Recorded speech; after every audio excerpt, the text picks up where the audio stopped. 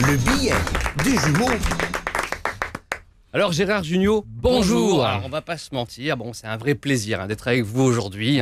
Tout simplement parce que pour nous, vous êtes une légende. Si vous êtes une légende, vous avez fait pipi à côté de Clint Eastwood. Ouais. Et là, on voit que vous êtes vraiment une légende, c'est que Clint Eastwood raconte partout qu'il a fait pipi à côté de Bernard Desbonzés.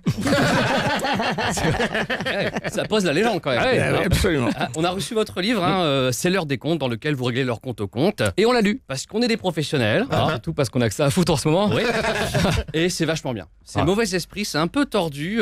Vous mettez un bon coup de pied dans la fourmilière du politiquement correct. Dans une société où l'on censure Pépé le putois et les chansons d'Annie Cordy. On sent que les Gérard, il n'y en a plus rien à foutre. Et putain, ça fait du bien.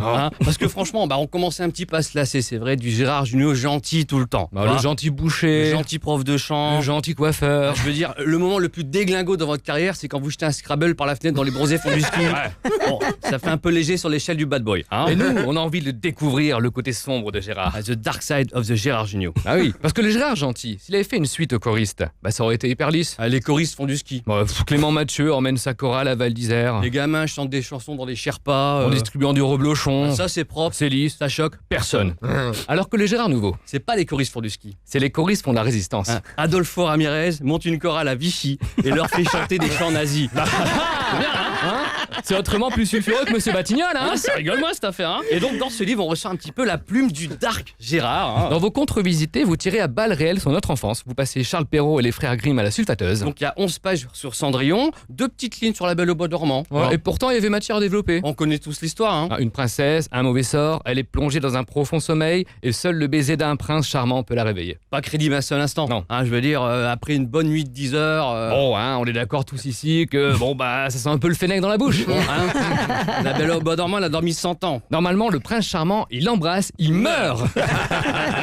Alors plus loin dans votre livre, vous en avez parlé, il y a le petit poussé qui fait du stop donc, et devinez qui s'arrête pour le prendre. Émile Louis. Dommage. Et d'ailleurs, vous avez remarqué une chose, c'est que souvent les criminels et les psychopathes ont un double prénom.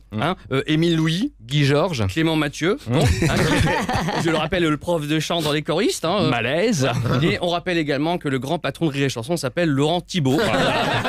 On adore Laurent. Mais on ne montrait pas avec lui en stop. Ça, c'est marrant, hier soir, on était en train de lire votre bouquin encore, et en même temps, il y a les bronzés qui passaient à la télé. C'était la 812e rediffusion, je crois. De l'année. De l'année, évidemment. Et on s'est dit une chose, sous ces airs de comédie populaire, c'est quand même vachement touchy comme film de bronzés, non ? Une bande de mâles blancs hétéro cisgenres qui arrivent dans un pays d'Afrique pour aller littéralement niquer des kilos de femmes. J'aime autant te dire qu'avec un pitch comme ça en 2021... Tu mets Twitter en PLS. Et Jean-Claude Duss, ce prédateur sexuel qui passe sa vie à essayer de conclure sans même demander le consentement. # balance ton Duss. Voilà. Tout ça pour dire, Gérard, qu'on ne sait pas si on vit une époque formidable. Mais vous y allez sans peur et sans reproche. Et même s'il ne faut jurer de rien, on peut le dire aujourd'hui en tandem. Avec Gérard Jugnot, c'est beau la vie quand on y pense. Yes, bravo les gars. Ça sonne trop bien le ping-pong à deux voix là, comme ça, excellent. Rire et Chanson.